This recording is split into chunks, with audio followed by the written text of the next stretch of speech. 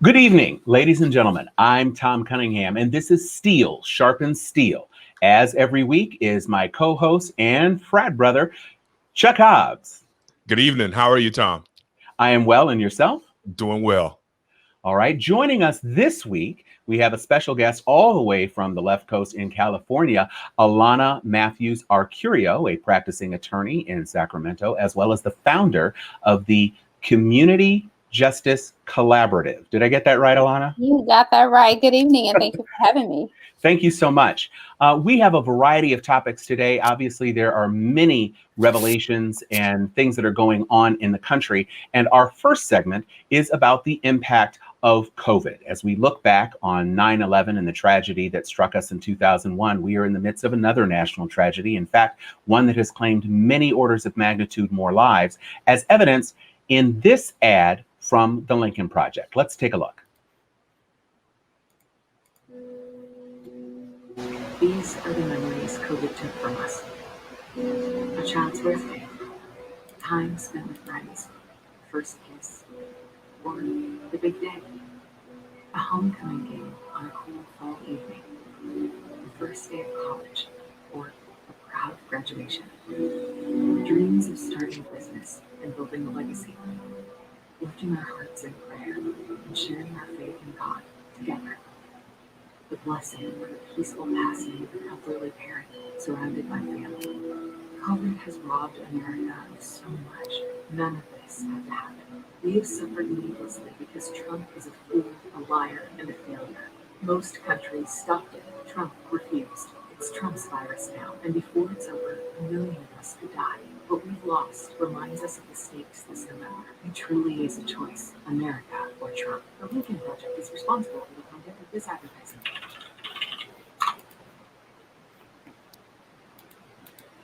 Wow. So the Lincoln Project hitting pretty hard against the sitting president. And as a consortium of Republican thinkers, it is especially poignant to hear that they refer to him literally as a fool and a liar. Hard-hitting commentary coming from some of the most illuminating lights in the Republican Party. Alana, why don't you tackle this first? How do you feel in the midst of the 9/11 tragedy, looking at this new national tragedy and how Trump's impact has affected us all? Well, the main thing that sticks out to me first is that knowing that this is something that could have been prevented. I mean, when we think about what we were doing during 9/11, it was unexpected. We were all in a state of shock. Everyone seemed surprised. But with COVID-19, it's a tragedy that just keeps going.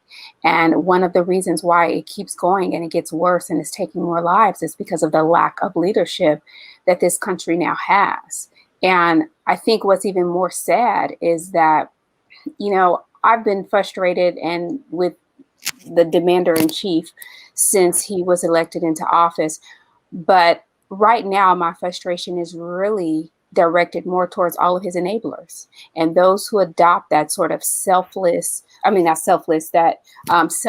attitude, or it's all about me. And again, that takes us to where we are in the moment of this tragedy. At least with 9/11, the country came together. We were thinking about how could we help our fellow citizens. Right now, you have so many people who are just thinking about themselves, and they're amplifying this egotistical attitude of the lack of leadership that we see in Washington, and they're only looking out for themselves to the point that they can't even do something as simple as stay in their home, social distance, and wear a mask.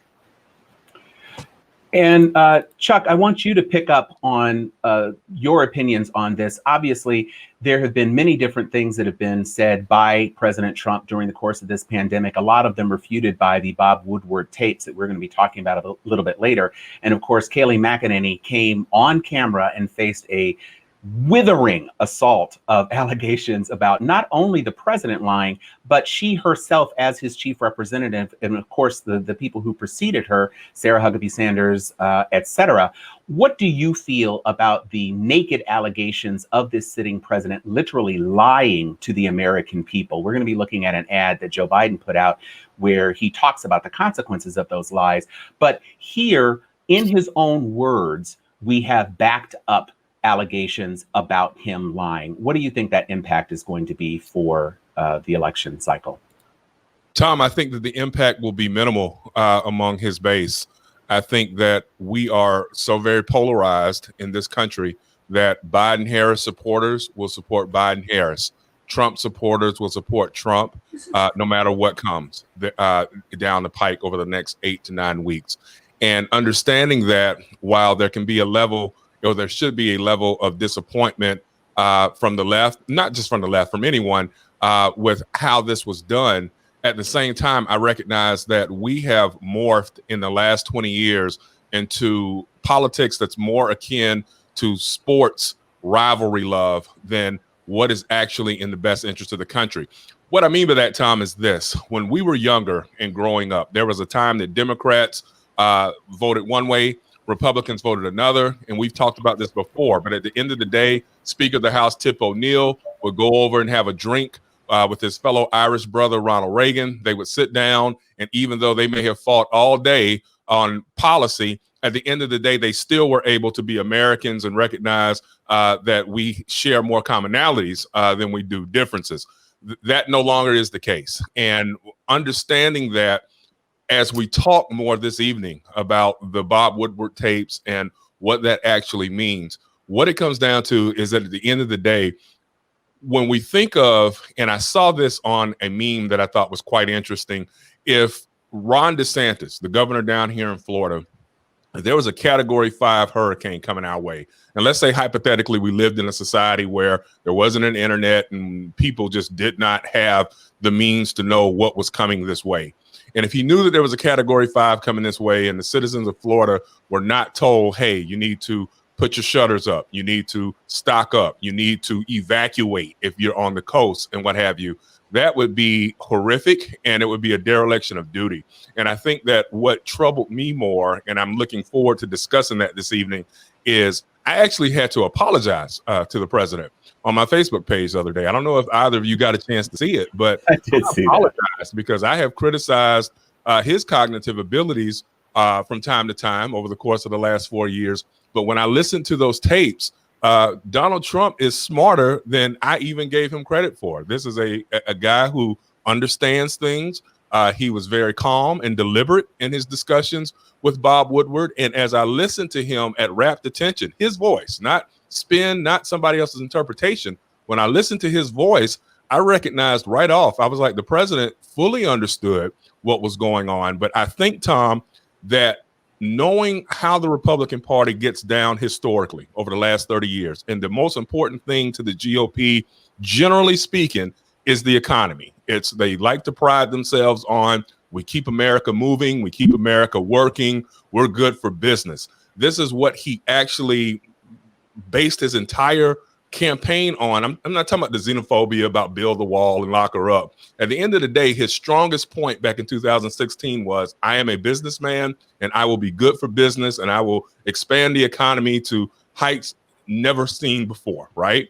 And so now we've got this disease, we've got the economy in the tank, and I think that what happened is he understood way back in February the impact that the coronavirus was going to have on businesses and the average American worker. And I think that he chose to take the route of, we want to keep business open and we want people to keep working, as opposed to, hey, I'm worried about the health of the average ordinary American. I think it was a conscious and deliberate choice that I find quite interesting, to say the least. Well, you're giving him a lot more credit than I'm willing to, because all right. Frankly, I don't disagree with your assessment that he was playing a roll of the dice in terms of banking on the economy, keeping the country afloat, and hopefully, fingers crossed, that the spread wouldn't be as severe as it has become.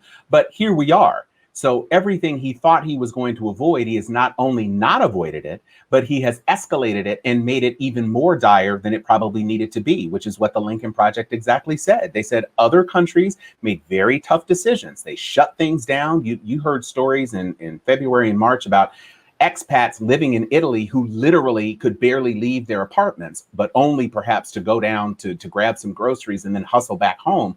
And they were able to keep things contained when Italy was one of the very first hotspots. And yet here, because he insisted on playing games and lying to the American people, this is the critical thing that I think is very important. We know that the base is the base. We absolutely know that the base is the base. But what tipped him, because he didn't win the popular vote, what tipped him were people that had voted for Obama and decided they couldn't vote for Clinton, so they'd give Trump a chance. And I keep saying over and over again that 77,000 people across 3 states is what gave him the Electoral College. Now you have more than double that amount who have been killed. You have 20 million Americans who have lost their jobs. And he's talking about, we had this many jobs in this month. Those are jobs that he was trying to claw back after they had been lost. So what he is not saying is that we're still at a net jobs loss from the Obama administration through all 3.5 years of his administration. His entire record of quote unquote job gains have been completely erased. And so what we're left with is a president who is trying to hold on to those fence sitters, but the fence sitters are the ones who are being most direly impacted. His base was never going to go anywhere, but 42% is not enough to win the Electoral College. He needed that extra edge that he barely got. And with so many of these states that were Obama states, but then flipped to Trump, Florida being perhaps the most important of them, we have an entirely different map going on right now. Trump did make some inroads into the Rust Belt.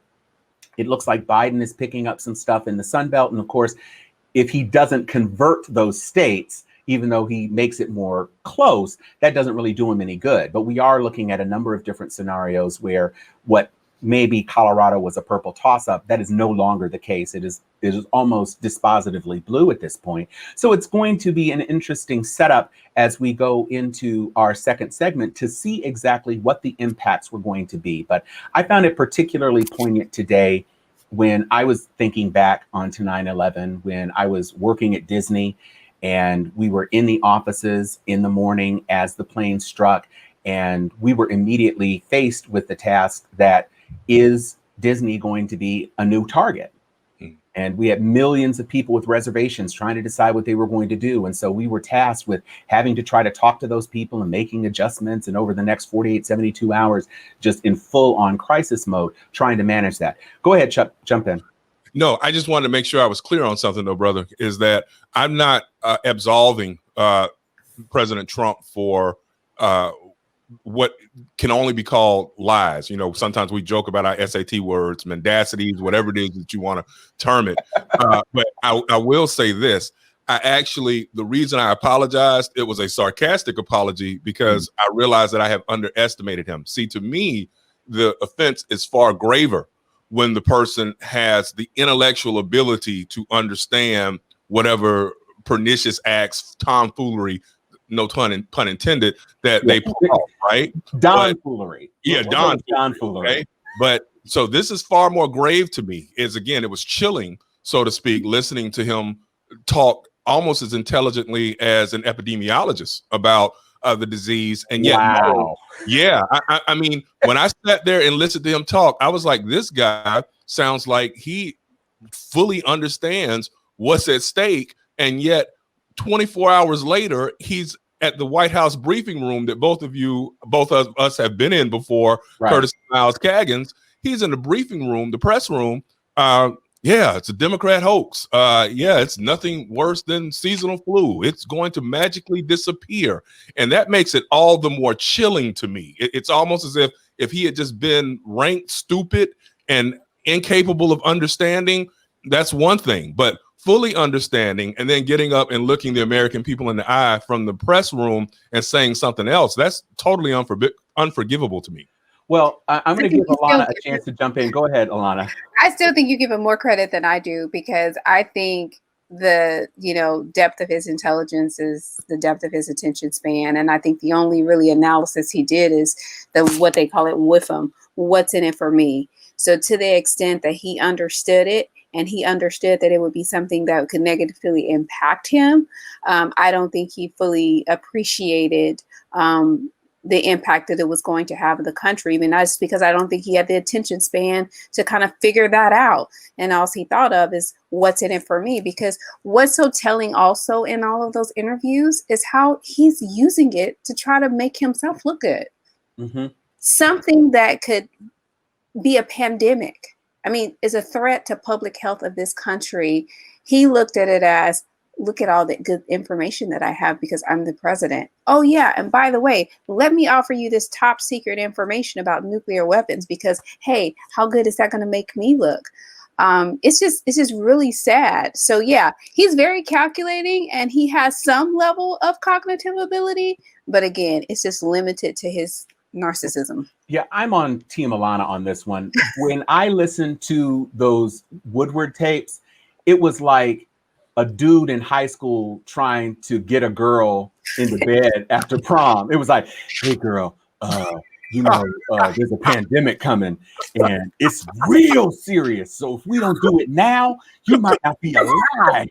And then when he goes in front of his other people, they were like, yeah, President, we can't have people responding to this. So you got to downplay it because Mnuchin is in his ear and this one is in his ear and Kudlow is in his ear. And so he just completely flipped it up. I do not believe that he actually thought through any of this beyond the notion of this guy Fauci just told me it was dangerous. It's not like he actually did any research. Somebody said this is 5% versus 1%, and he knew that 5 is bigger than 1. And so to Woodward, who he was trying to literally court to write a nicer book than the previous Woodward book, he was dirty macking. He was, pillow talking to try to get Bob on his side. And to the extent that even Tucker Carlson and Sean Hannity last night were like, yeah, I don't think I would have suggested that you talk to Woodward. He completely got taken in. And Woodward, as somebody else noted, they literally made a movie about Woodward taking down a president. An Oscar-winning movie about Bob Woodward helping to take down a president. And this is the guy you go to after he savaged you in that first book. You're going to go to him because somebody tried to pretend like they didn't know, or he didn't know that Woodward was trying to reach him. And so now he's trying to make up for lost time. But the whole point of his dastardly lies, I think, have been laid bare in this new ad that Biden dropped just after the Woodward revelations. Let's take a look. On the day that we hit 190,000 dead in the United States because of COVID-19, we just learned from the Washington Post columnist Bob Woodward that the President of the United States has admitted on tape in February he knew about COVID-19 that had passed through the air. He knew how deadly it was. It was much more deadly than the flu. He knew and purposely played it down. Worse, he lied to the American people. He knowingly and willingly lied about the threat it posed to the country for months. He had the information. He knew how dangerous it was. And while this deadly disease ripped through our nation, he failed to do his job on purpose. It was a life and death betrayal of the American people. Experts say that if he'd acted just 1 week sooner, 36,000 people would have been saved. If he acted 2 weeks sooner, back in March, 54,000 lives would have been spared in March and April alone. His failure has not only cost lives, it sent our economy in a tailspin. It cost millions more in American livelihoods. This is a recession created by Donald Trump's negligence, and he is unfit for this job as a consequence. How many schools aren't open right now? How many kids are starting the new school year the same way they ended the last one, at home? How many parents feel abandoned and overwhelmed? How many frontline workers are exhausted and pushed to their limits? And how many families are missing loved ones at their dinner table tonight because of his failures? It's beyond despicable. It's a dereliction of duty. It's a disgrace.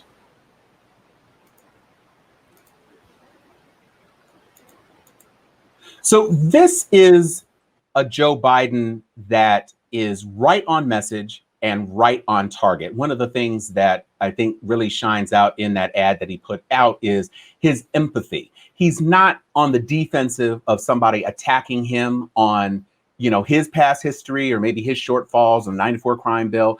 He's angry for the American people. And he comes through very cleanly and articulately, and you can feel the burn that is coming from him in his heart about this tragedy that has befallen the country. And so I'm really impressed with that. And if he's able to carry that sort of commentary into the debates and keep it focused on being angry for people as opposed to being defensively angry because Trump tries to bait him into something, I think we're going to see exactly the sort of performance out of Biden that will be able to turn some heads and turn some votes. What do you think, Chuck? Yeah, I think that I really enjoyed that clip. That is the Biden that has to be the Biden that we see over the next 52 or 53 days. And again, we are on the same page in regards to who is at play. I know without question the polarization, but those middle voters, and we talk about this seemingly every show, but we have to. I don't know where they are going to fall. My instinct tells me that Obama Democrats or Obama independents that trended toward Donald Trump because of disdain for Hillary Clinton should trend back toward Joe Biden, particularly the Joe Biden that we just saw in that clip. But I'm not going to lie, 3 years, almost 4 years of this administration has me a little nervous. And for instance, there was a poll that came out. You were talking earlier about the swing state of Florida. I was a little disturbed. And again, down in South Florida, how Latino voters, they are saying, are trending more right now toward Trump than they are to Biden. Now, everyone who grew up or lives in Florida knows that Cuban Americans tend to trend more toward the Republican Party than they do the Democratic Party. And that goes back to the Bay of Pigs. And once they felt as if the Kennedy administration left them out there to hang, so to speak, back in the 1960s, many old school Cubans have never trended back toward the Democratic Party ever since. So we get that. But I'm also more concerned about other Latino demographics, Puerto Ricans, Dominicans. Even here 2 years ago in the gubernatorial race, I was a little shocked to see that Latino and even some blacks who were from Caribbean countries and what have you trended more toward Ron DeSantis than they did to Andrew Gillum. I was completely surprised by that. And so understanding that, I think that the job is still cut out to make sure that Biden that we just saw in that clip is the Biden, because again, if nothing else, if you throw out every other thing that's an issue in this race, COVID-19 and the response by the Trump administration to me is akin to Herbert Hoover's response to the Great Depression in 1929 and 1930. And I think that he has to carry that millstone around his neck. And that's what worries me some as we start to head toward the debates, is whether or not Joe Biden will allow himself to let Donald Trump control the narrative, so to speak, in those debates and have him fighting on the defense instead of on the offense, which is, no, you knew, you lied, Americans died. And that's a really easy phrase to remember, that you lied and Americans died. That's super easy. Alana, counselor, tell me how you would litigate this case in terms of how the Biden administration, how the people who are supporting Biden in terms of Biden-Harris and PACs and even the Lincoln Project, who is, by the way, doing an excellent job of holding Trump's feet to the fire. What do you think the messaging should be for the Biden campaign as we head into debate season and these last 50-odd days of the campaign? Well, focusing on his speech, I mean, as a former trial attorney, prosecutor, I used to always turn the opposing side's words against him. And he said, America first. But what America are you talking about? When people start looking at their paychecks, has it gone up? Who did that tax break supposedly benefit when it was going to help everybody and it didn't? Most people have owed more, a lot more, substantially a lot more on their taxes. Look at your job situation. Look at your housing situation. What part of America has he put first? Look at your health situation. We all know either people or loved ones ourselves who have lost health care, who have just decided, well, I am not going to, go to the doctor because I got to minimize that because I have less money coming in. So I have to choose where I'm going to spend my resources. And then again, looking at the pandemic, who has he been looking out for? If you are an immigrant in this country and you're grateful that you were able to come, how do you feel seeing Americans lock people in cages? And not just people, children, 2-year-olds, toddlers who can't even speak. And we're going to put them in cages. We're going to rip them away from their mothers and fathers. Anybody who studied any type of history and you looked at the slaves on the auction block, or parents being separated from their children during those times, and said, oh, it's terrible. Well, we're doing it in this country again. And we still have families who are not reunited. So if I'm going to litigate this, I'm going to say, okay, if you think it's America first, which America has been placed first? And then I'm going to show you to the evidence of Biden and my soror, Kamala Harris, to the hope and the structure and the policies that they're going to put forth that's actually going to benefit working Americans, that will help you understand how can you have housing security, how can you get jobs, not just promising industrial jobs that have been taken away because of manufacturing and technology is what's replacing those jobs, not that it's been outsourced overseas. How can we create a platform and policies that are going to uplift people? And then most importantly is climate change. So we're not going to have an America if we keep on, polluting and breaking down all the EPA regulations that the Trump administration is continually trying to erode, and let them have the evidence to show that's the better ticket that we need to have. And then lastly, I would be remiss if I didn't mention this, is criminal justice reform. A lot of people think because he's, held out some celebrity who have intervened in 1 or 2 cases, but the reforms that we are looking at now, they are rolling back, and he's using that in all of his campaign speeches, law and order. So we're going back to that Nixonian, dog whistle days. Even Ronald Reagan benefited from that as well. And what does that mean? It means policing Black and brown bodies and locking them up. And although he said he didn't want to cause a panic, he's certainly trying to get everyone in a state of panic when it comes to your suburban neighborhoods. And we're not going to let low income people. So we need to look at what America is he talking about putting first, and then contrast that with the positive and progressive reforms of the Biden and Harris ticket, and how that's truly going to benefit all Americans.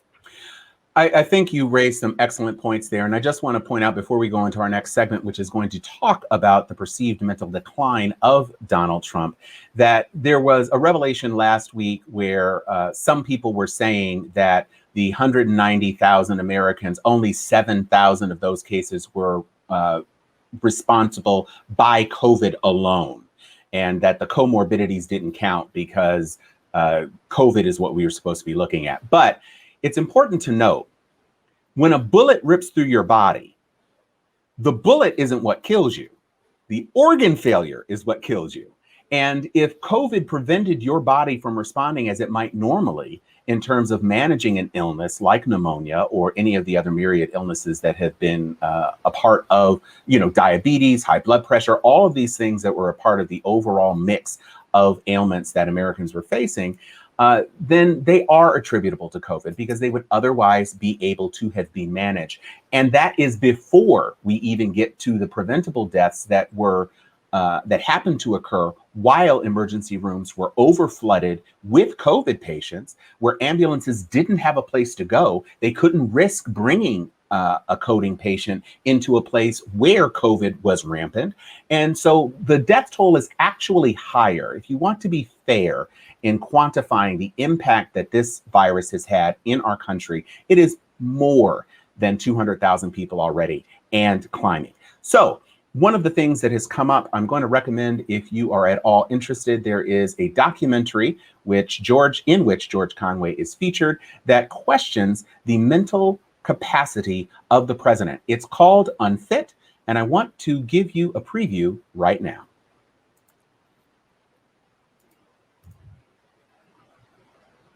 This is almost a science fiction kind of novel that we are living in. He's going to do what he wants, or what his delusional thinking tells him to do. Because he is cognitively deteriorating. he's showing signs of dementia. If you look at interviews that he gave in the 1980s, 1990s, he was very articulate. He actually had a very sophisticated vocabulary. He spoke in actually polished paragraphs.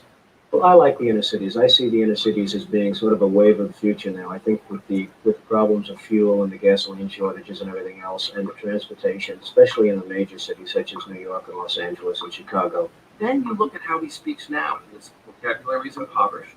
He uses a lot of superlatives and filler words that we see of people who are reaching for language. He's a bad guy. Quite often he shows what we call tangential thinking, which is that he goes from one idea and then just sort of drifts in mid-sentence to another. We know from Michael Wolff's book that he would meet people at Mar-a-Lago who he'd known for decades and would not recognize them.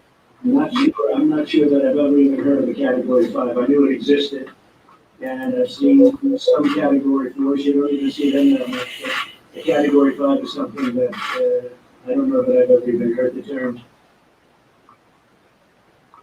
I've just come from a stop at Tyndall Air Force Base where I saw the devastating effects of that Category 5. He never heard of it then, and he said he never heard of a Category 5 about 10 different times when Maria hit Puerto Rico. This is the 4th Category 5 since he's been president. That's not a small blip.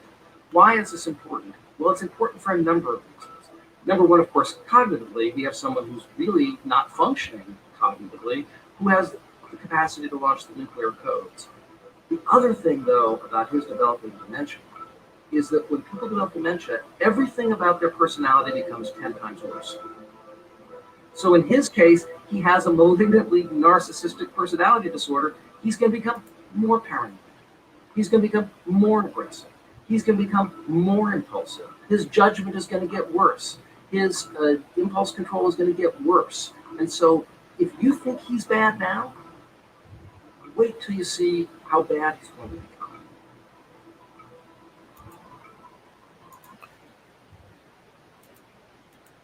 I don't know about you guys, but that is some scary stuff. Even scarier than that Talking Heads' lack of proper makeup, because my God, we could have perhaps knocked back some of that readiness.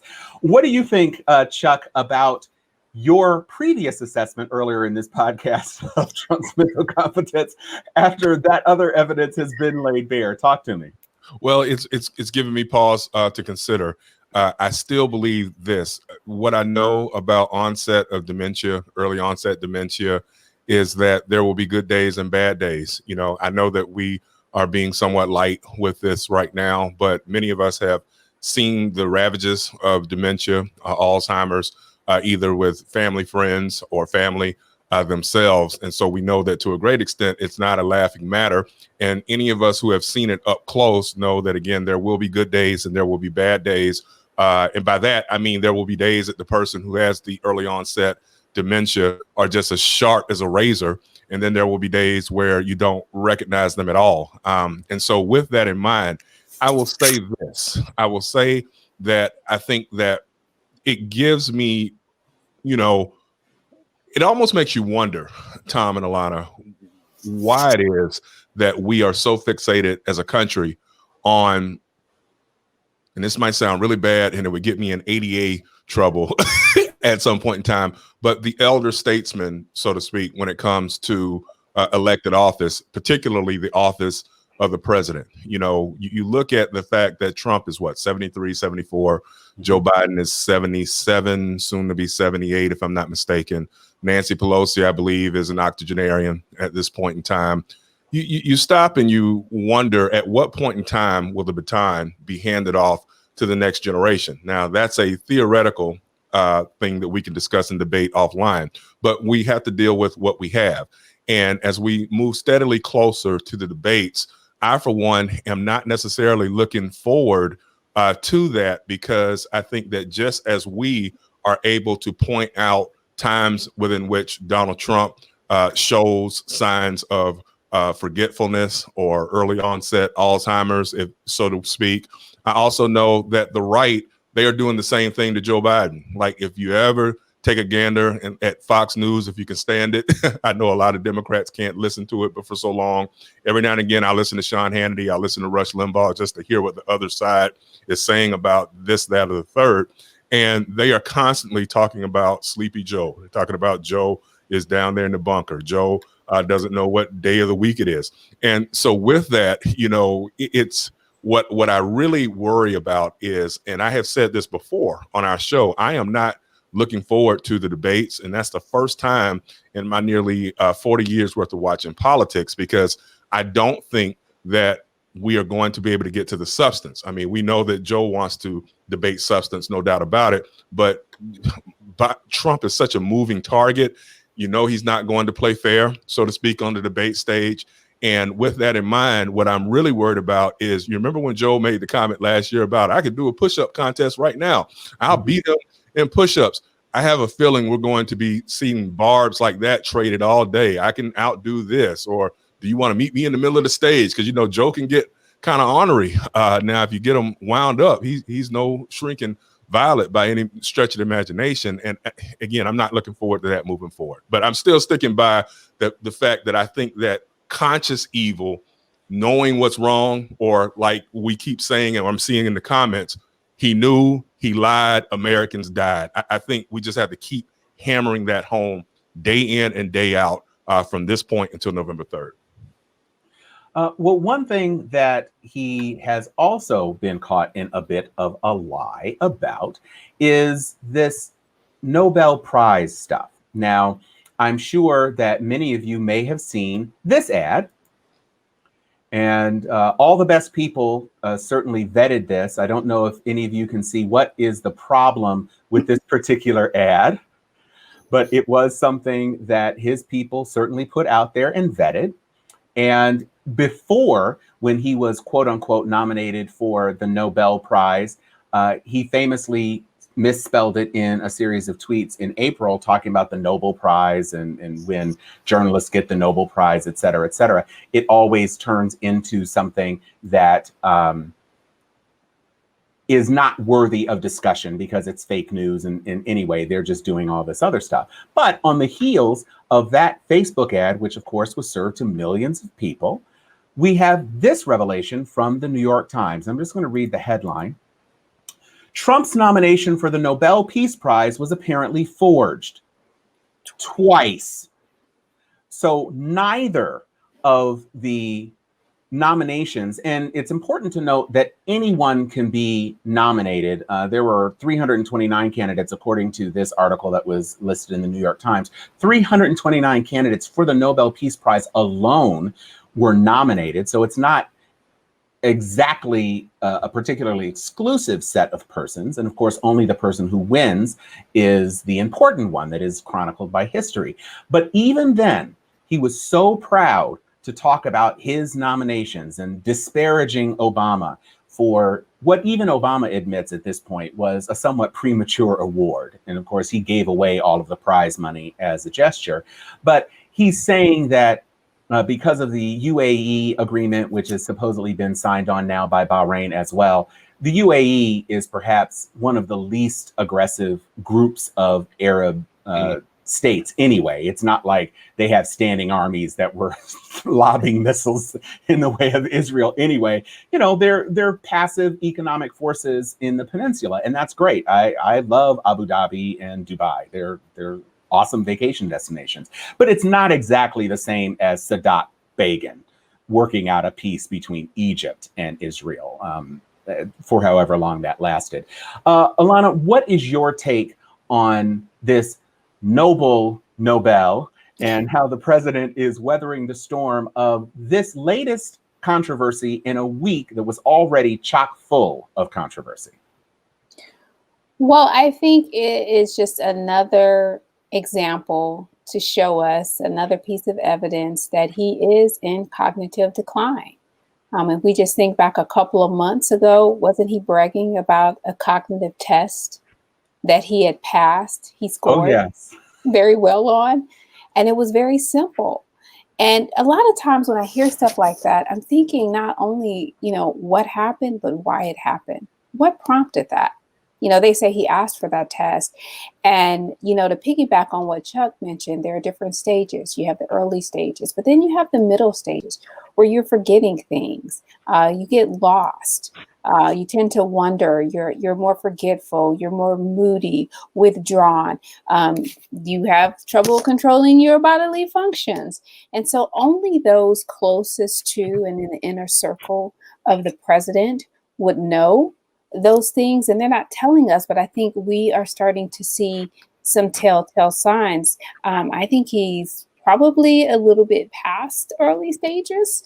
And he's got a lot of people covering for him. So it is actually very concerning to me, especially when you think of, the first thing that we all think about as the president is the nuclear codes and having that at your fingertips. But misspelling words, doing it multiple times, you are seeing that you don't have that sharpness. You don't have that awareness. You don't have that meticulousness that have never been hallmarks of this administration anyway. But when we're faced with national public health crisis, when we're thinking about our economy, you need someone who is going to be able to look at those details, who is going to be able to process that and be able to multitask, go from one meeting to the next meeting and be able to make the decisions and not just say, oh, whatever, or leave it to someone else to do it. And certainly, we don't need someone who has such poor judgment that they want to wait until they're all alone at night in a room talking to a reporter or a journalist about information you shouldn't be talking about. Like, that's a sign of cognitive decline. Why would you go and talk to Bob Woodward? And why are you waiting until you're around no one else? Because you're doing something that you don't have the full capacity, but you just want to kind of run off and do what you want to do. So you're setting yourself up in this environment so that you can be more of a loose cannon. Well, and he did specifically say that when Bob Woodward was attempting to contact him for the initial book, that he was not getting the messages that Woodward wanted to speak with him. And he felt that that contributed to the poor coverage that Woodward gave him in the first book. And so, again, as I alluded to earlier, he thought he was doing himself a favor by giving that unprotected access to Bob Woodward, who, I mean, as we've said, Oscar-winning movies have been made about him trying to trap presidents. And the interesting thing about all of this, in the midst of, you were discussing how he sits in dark rooms alone, and we know he tweets in the twilight hours in those same dark rooms, but he was also steering his national intelligence apparatus to fudge results, to misrepresent the conclusions of his team in order to make his positions look more defensible than they in fact were. And this is yet another thing that came out this week in a whistleblowing charge. And that includes the acting DHS, who found himself embroiled, you could say, in that naturalization service in the middle of the RNC, which he claims he did not know was going to be a part of it. And of course, the people who were naturalized during that ceremony said that they didn't know anything about it either. So it's just, there's a whole lot going on in the administration, and the time will tell over these next 50 odd days. We are literally in September, and what might normally be deemed October surprises are coming at least a month earlier. It makes me wonder what is possibly going to roll out in October proper. We have the Cohen book. We have this Woodward book coming. We have the Niece's book, which some people have said is a little bit of a disappointment. Some people say that it's not a very good book. And so we have a bunch of stuff going on, and I just don't remember all of these sorts of bombshells dropping on top of one another during the Obama administration. You certainly didn't have 7-Eleven people writing books about how scandalous he was. And yet here we have this person who, in the midst of all of these national tragedies and these economic circumstances and the COVID-19 crisis, which is nowhere near being done, now also being questioned about his ability to even lead or govern. And so I think it is a critical time in our community. And I am not looking forward, But I am cautiously optimistic that we're going to continue to drive, engage voters, and make sure that everybody has the opportunity to exercise their franchise come November 3rd, by November 3rd.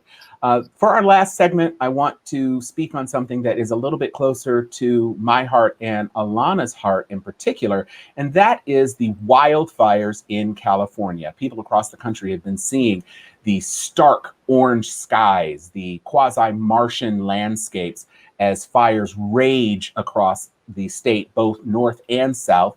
In the north, we have Yosemite has been closed, San Francisco's been blanketed in ash. Alana, you're in Sacramento. What is it like on the ground there in the midst of this horrific natural crisis? So yeah, a couple of weeks ago, it started. I went outside and my car was covered in ash. You can't go outside. Your visibility in front of you, the air quality is really poor. But what this turns my attention to most is the fact that a lot of our communities, Black communities, live in toxic wastelands. We're already overburdened with air pollution and exposure.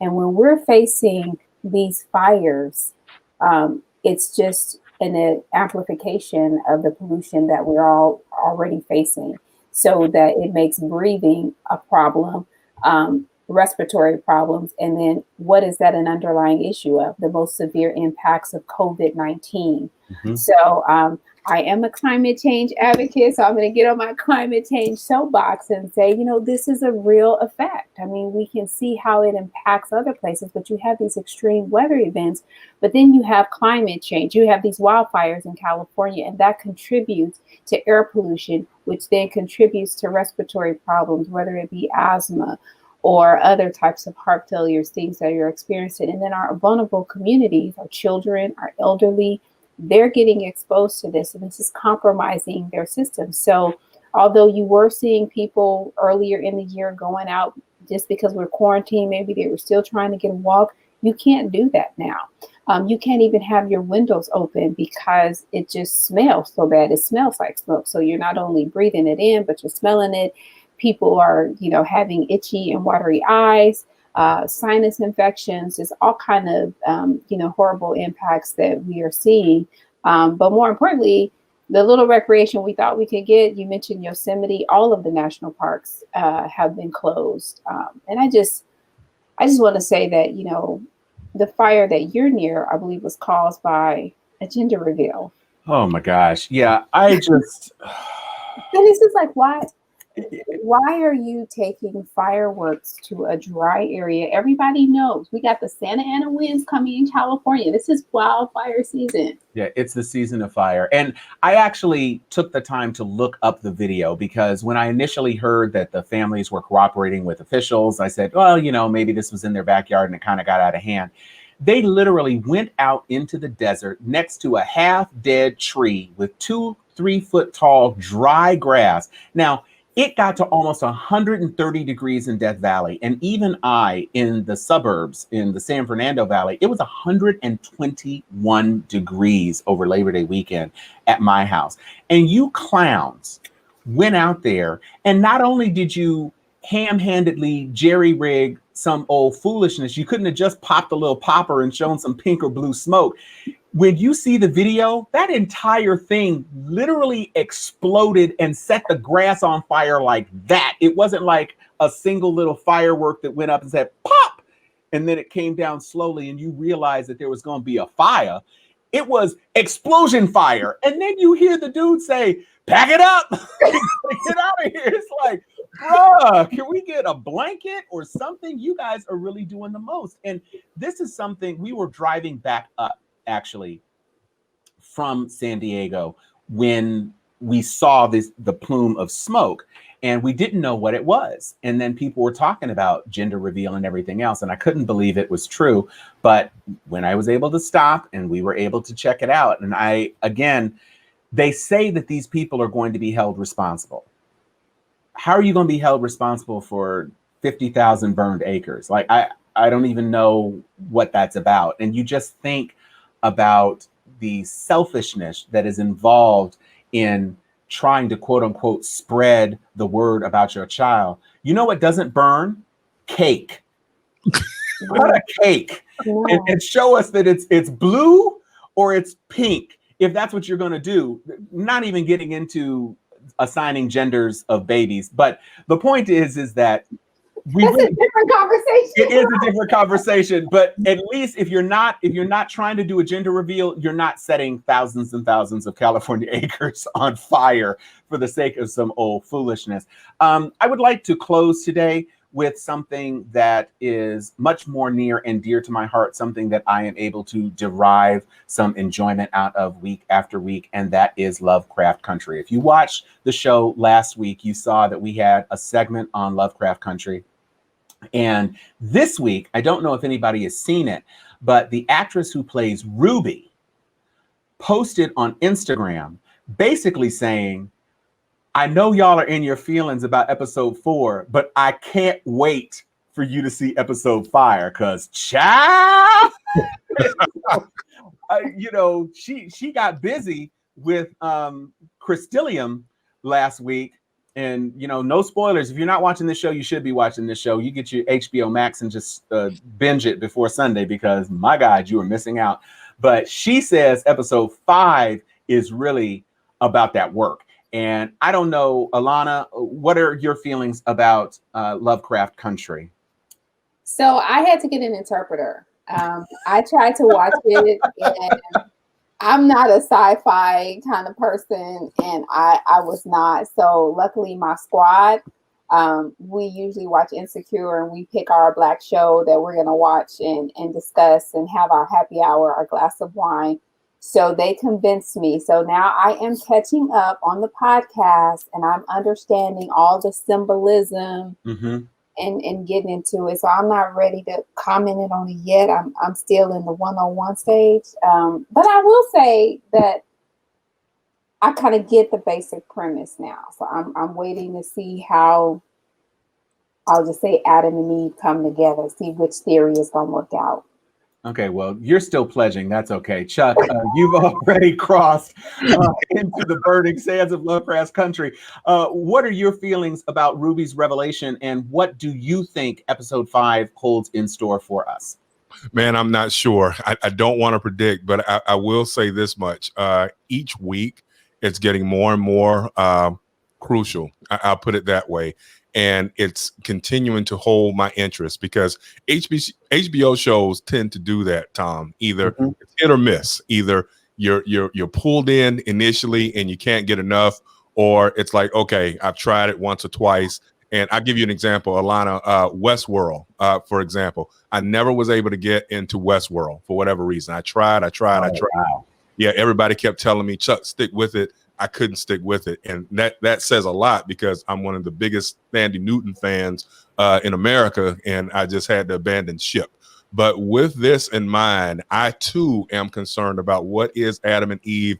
What I am so interested in trying to figure out, like, what the role of this particular set of Black people will be in the greater narrative of creation, so to speak. It's again, I don't want to predict, but I am looking forward to it. There was some getting busy last week. I was sitting up because we can talk about, Tom, we have discussed this before. Sometimes in American cinema, more often than not, unfortunately, darker skinned African Americans are very rarely looked upon as love interests. You can count, like when we were growing up or even before we were born, you can count on one hand the number of scenes where dark skinned Blacks get to be the object of desire, so to speak. And so last week, in the first few weeks, we've been dealing with these two half sisters going back and forth, one the dutiful, taking care of the lighter skinned half sister. There was some resentment there. Maybe mama treated her better than she treated, the other one. And so now we're starting to see the focus shift toward her. And I want to know more about her story. And more importantly, where is that heading in the greater arc? So I'll be glued to the TV on Sunday night and very much looking forward to next week when we discuss some more where things are. But I still will say this. Episode 3 still held more sway for me than episode 4. I enjoyed episode 4, but I'm still blown away 2 weeks later about the whole Emmett Till thing, bust the windows out your car. All of that really still foremost on my mind. Well, you know, and they brought Emmett Till back for a brief cameo in episode 4, which has me wondering whether or not they're actually going to follow him in some way down to Mississippi. Yeah, that's and I don't know, because they have talked about revisiting, you know, Artem and blah blah blah. And I have to say too, I agree. I'm not a big fan of the whole Indiana Jones super cavernous setups and, you know, going under a museum and there's a whole nother world underneath the museum and a magical disintegrating termite beam. And that was a whole lot for me. But then when they ended up by an elevator, I was like, wait a minute now. And I have to say, I've been on Team Letty just because I think Journey Smollett has been doing an amazing job. But count me as a charter member of the Team Ruby fan club, because Gal is a feast. She is working it all the way out. And from her drunken, pain-filled guitar strumming to getting that work on the staircase, I was like, yeah, Ms. Ruby, go on ahead, girl. You better handle that biz Naz. And I'm definitely looking forward to see what the future holds. One of our colleagues, Chuck, actually has a daughter who plays young Letty. We have to wait all the way to episode 10. Brian Ross's daughter is young Letty in episode 10. So we know that at least there's some Letty all the way through this thing. But with that, I will say thank you again for joining us for another episode of Steel Sharpens Steel. We are going to be here at least every Friday for our roundtable discussion where we talk about the important issues of the day, where we wrap up the things that people are talking about every single week. And with that, I want to say thank you to my co-host, Chuck Hobbs, and also our very special first-time guest, Alana Matthews Arcurio. Thank you for joining us. And I am Tom Cunningham, and this is Steel Sharpens Steel. Please join us again.